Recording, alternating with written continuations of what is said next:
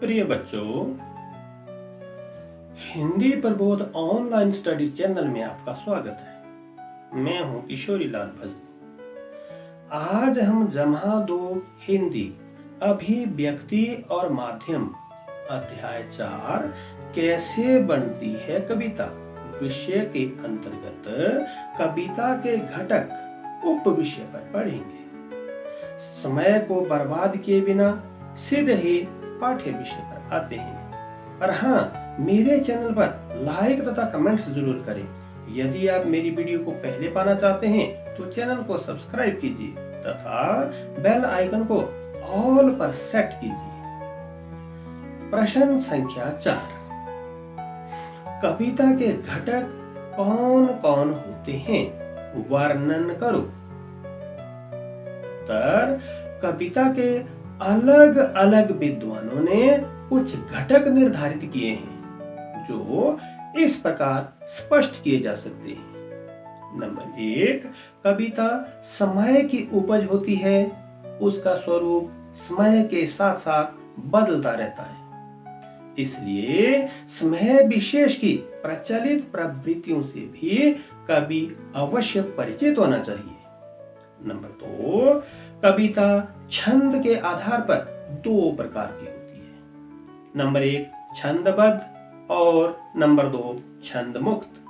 अतः कवि को छंदबद्ध कविता की रचना के लिए छंदों की अच्छी जानकारी होनी चाहिए तथा यदि छंद मुक्त कविता की रचना करनी है तो उसे इसकी भी जानकारी होनी चाहिए।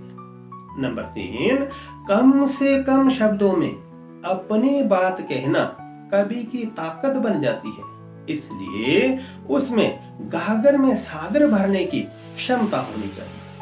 नंबर 4, नए को पहचानने, परखने और प्रस्तुत करने की कला भी कवि यथासंभव पारंगत होना चाहिए।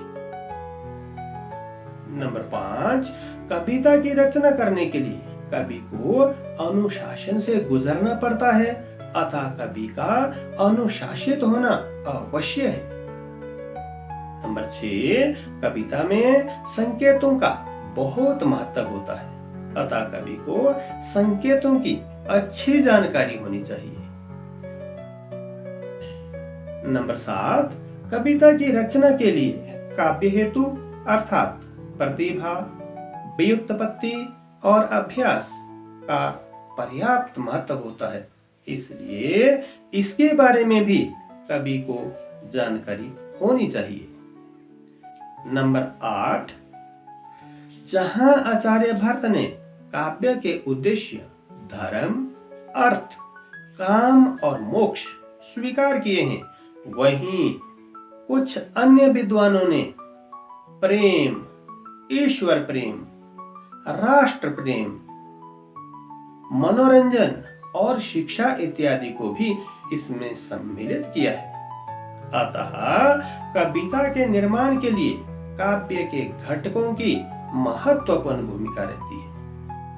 इसके साथ आज के पाठ्य विषय को यहीं संपन्न करता हूं। आगे मिलेंगे इसी तरह के बेहतरीन वीडियो के साथ। धन्यवाद।